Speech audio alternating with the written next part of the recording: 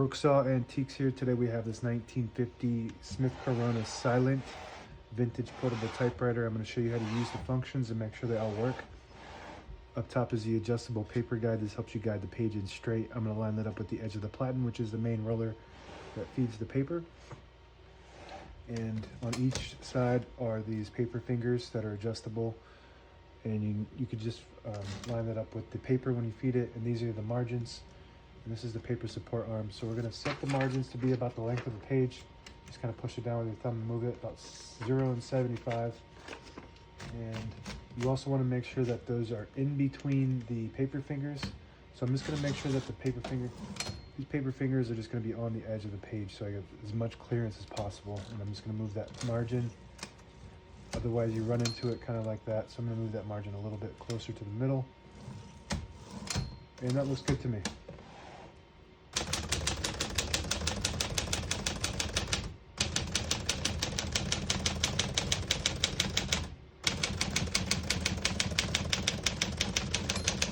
Once you hear the bell, you're at the end of the margin. You hit this line space return, push you back to the beginning of the page, and skips 1, 2, or 3. Right now we have it on single, but if you want double, you flip that switch back.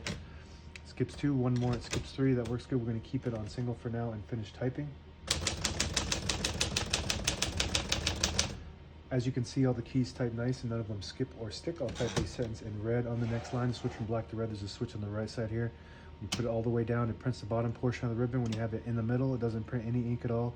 It just leaves a stencil for copying purposes, and when you have it up top, it prints the top portion of the ribbon. So now we're going to move that down so we print red.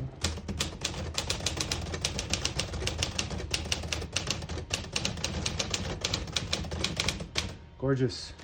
This is one of my favorite typewriters as far as just ease of use and comfortable typing, reliable, all that. This is a 1950s, so this is before they started making them with plastic and whatnot.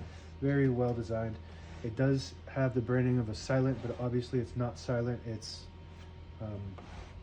I would say a little bit quieter than your average typewriter. To pull the page out easy, there's a switch on the right side here. You flip it forward and it unlocks the rollers underneath the platen, allowing you to pull the page out easier. Load thicker paper like carbon copy or cardstock. Make sure you put that back before you load the next page, or else it won't load correctly. I'm gonna go ahead and put this down. And also, this is an upgrade from the Sterling. So if you're looking at a Sterling, this is basically an upgrade from that. And an upgrade from this would be the Silent Super. So it's just a little bit better upgrade, just kind of like a car where you get the basic model and then you go up from there.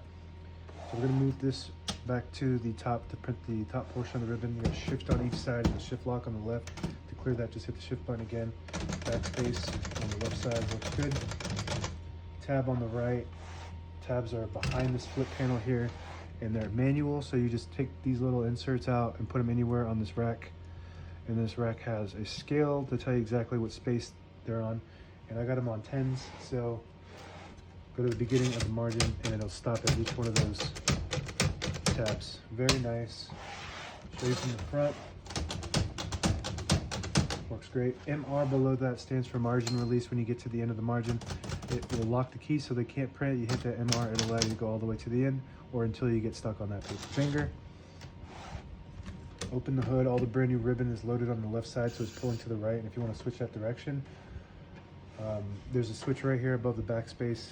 Flip it up and it'll pull to the left. Flip it down, it pulls to the right. And the backspace right there, I don't know if I've done that yet. It works good. On the right side of the carriage is the carriage release, and this is a much better version than the later models, which have the plastic one that breaks off all the time. So this is nice and metal. And this is the carriage lock, so you put it in the middle while you hold that up, it'll lock the carriage in the middle, so when you have it in the case, it doesn't bounce around causing damage.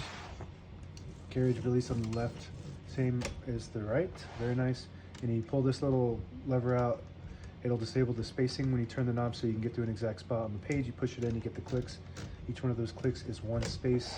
Same concept with this lever there. It'll disable the spacing so you get to an exact spot on the page. You push it up and you get the clicks. And that's it.